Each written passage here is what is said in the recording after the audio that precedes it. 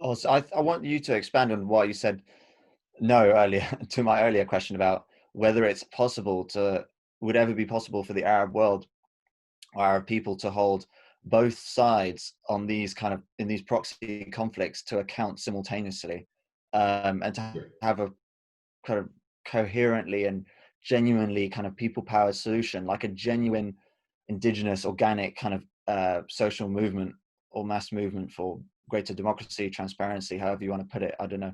Yeah, fine. So basically, um, one of the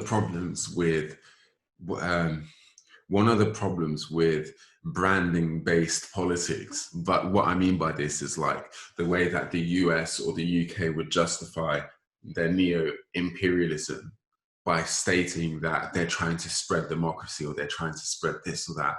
One of the problems with this kind of politics is that no nation and no individual is free from any immoral behavior. So if that becomes exposed, then you undermine your own politics and your own agenda. Now, when it comes to Arab revolutions like Syria and Libya and so forth, everybody in a civil war is going to have some blood on their hands, right? Now, what happens is, as you know, common sense dictates that the victor writes the history. So whoever wins that battle will hold everyone else accountable except for themselves.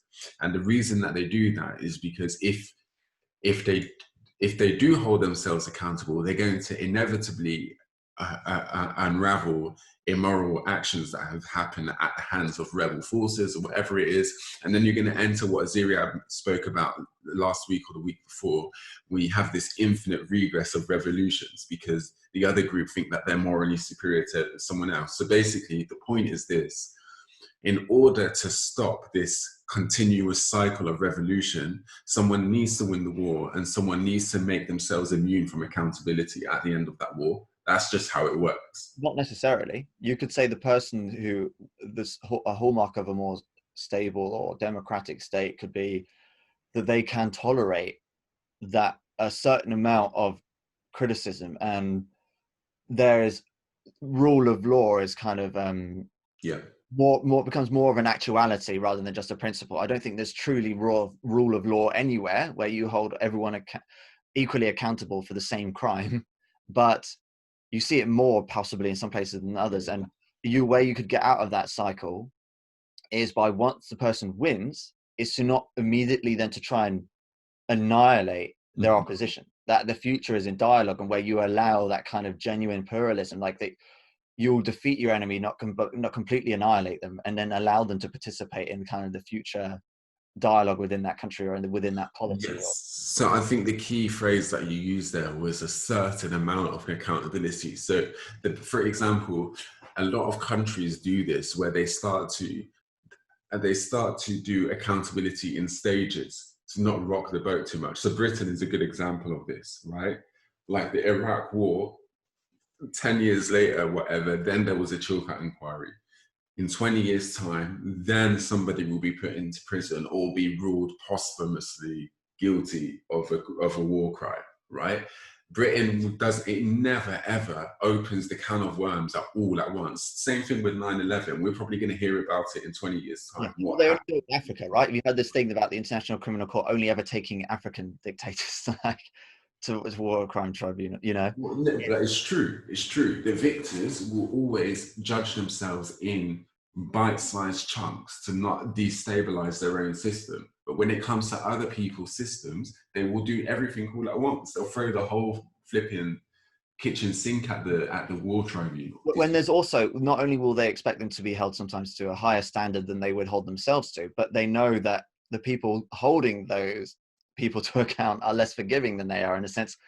You know, they know that the political opposition in this country isn't likely to chop all their heads off, right? Like, but in Syria, allowing many of these rebel groups to quote unquote hold Assad to account would have been probably the execution without much, Well, with a shamble of a trial of most of the people in his government exactly.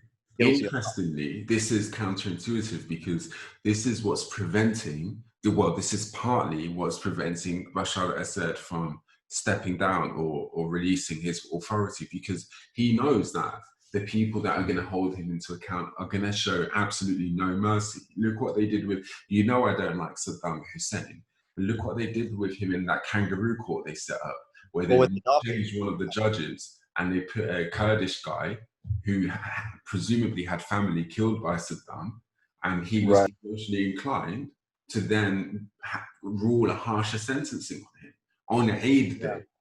Yeah. So this is the thing. Now, Was the US, how involved were the US in setting up that kangaroo court? they were completely involved. They were completely involved in that. It's not a conspiracy. That is just, I'm sure you're right, but it's just so incredibly hypocritical considering that the US would never tolerate that on its own soil, and that one of the principles of what is called a fair trial is that you don't allow the jury has to be kind of anonymous, right? Like they can't be personally involved in any of the crimes of the offender. Exactly. Right? I don't think there was a jury. That's the other thing. But this speaks to Oz's point about unaddressed issues.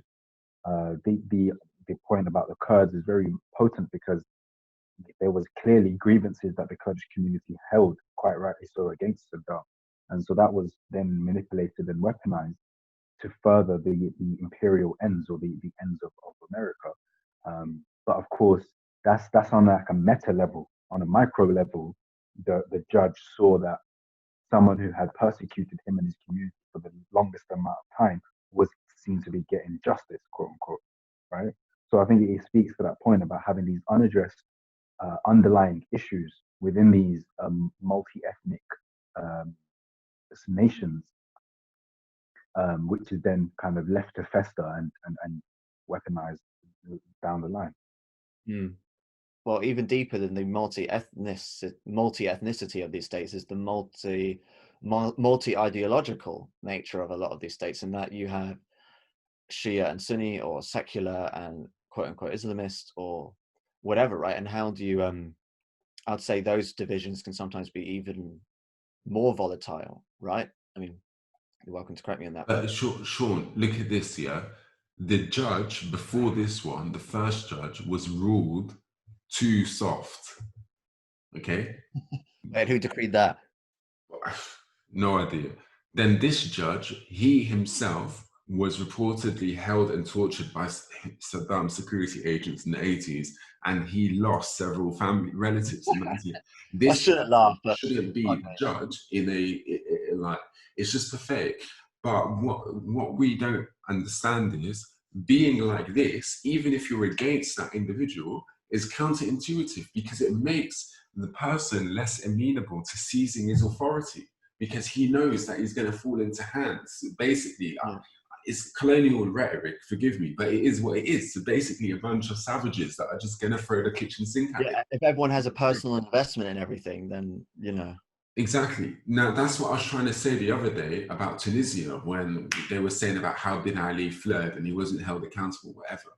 But the thing is, the lack of accountability was what allowed Tunisia to transition without a civil war. You get what I'm saying?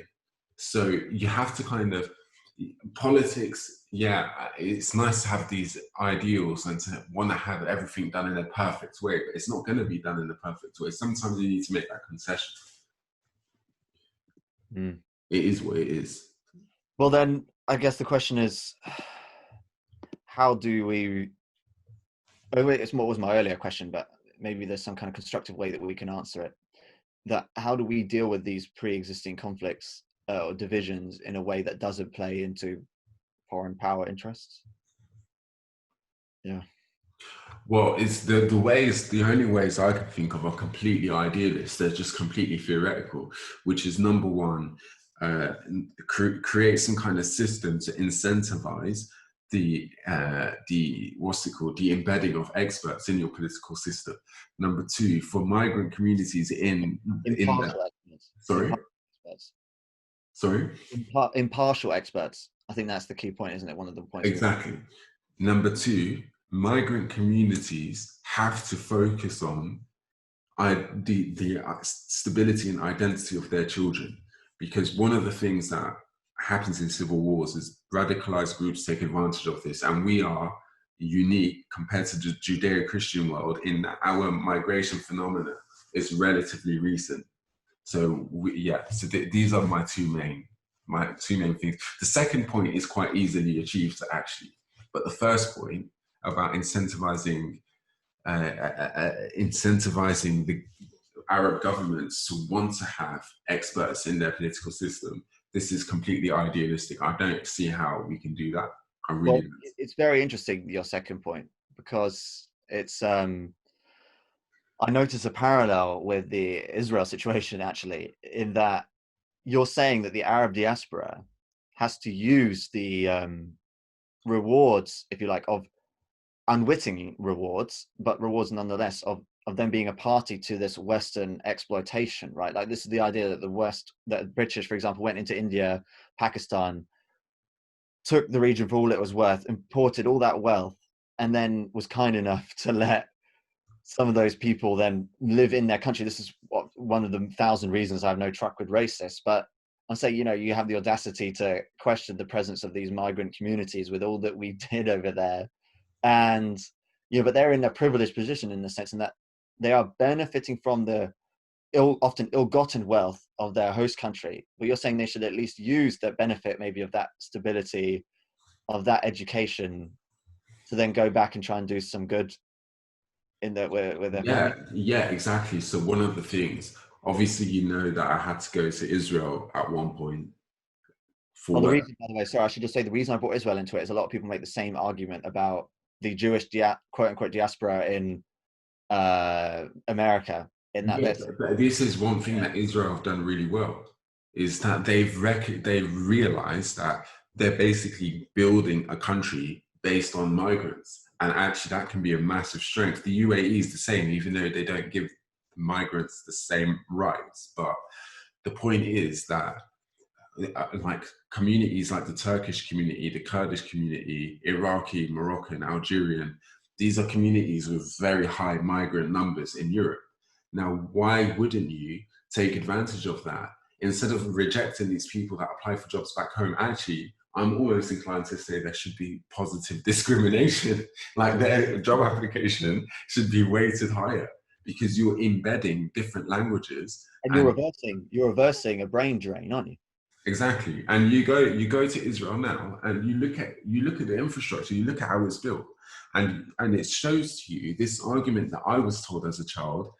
I was told all kinds of arguments as to why our countries weren't as developed, such as like even geographical and weather related ones. It's too hot, the climate, this bacteria grows, whatever. You go to Israel and it's flourishing, like at least on a superficial level. I'm not talking about its human rights abuses, but in terms of its economic development, is flourishing. But then there's also a bias here on the part of the West, in that I always found this very fascinating. Like, let's imagine an alternate history here, right? Like, I never converted to Islam. I mingled in very right-wing Zionist circles and ended up committing Alia or whatever, right? And I went and joined the IDF and fought in some godforsaken thing in the West Bank, and then that would be totally legitimate. Like, people can go and join some foreign army if it's to go and fight for the Israelis in the West Bank, let's say. But if you go and but the amount of suspicion that the Arab Root would be treated with if they were to go and fight for the Kurds or whatever, right? Like, surely it seems really obvious when you say it, but there's a lot of obviously prejudice. It's important that we talk about not only the role that divisions and prejudice play in destabilizing things in the Arab world, but the role that these prejudices, for example, with Islamophobia, play in creating the kind of justification for war here as well. And that I think the people here would be much more able to kind of see through the games of their military industrial complex if they weren't often kind of blinded by prejudice against Muslims or Arabs or whoever else, right? Well, this is an interesting point, and actually, I think we should wrap up at 1 a.m. in 15 minutes on this point. So, with relation to Syria now, which is that what makes a terrorist organization? What is like for you? Is there something that's qualitatively different about ISIS compared to other rebel or the IDF, for example? Sorry, like the qualitative. What is the difference between a soldier serving in an illegal West Bank settlement and then like a Sunni ISIS fighter or a Daesh fighter in a Shia village or whatever, right? Is that what you're trying to say? What's the difference? Yeah, you could. Well, yeah. I mean, if you asked me that question 10 years ago or 15 years ago, it would have been easier for me to answer, in that there is no difference. When you, like, I would say the packaging is different, right? One of them's got a ribbon and nice wrapping paper, and the other one hasn't. A fresh, crisp uniform, and the other one, you know. But, on this point, and also linking it to the point about accountability, it's interesting the number of cases that have collapsed in the UK of fighters, foreign fighters who have gone to fight in Syria and come back and had a court case or had a legal case placed upon them on their return. Then going on to have that case collapse in court. Mazen Beg is probably the most famous example, where he was freed after he was charged with terrorism, and because the case collapsed. Similarly, Berlin Guido, he's a Swedish national apparently, and his lawyers made the argument in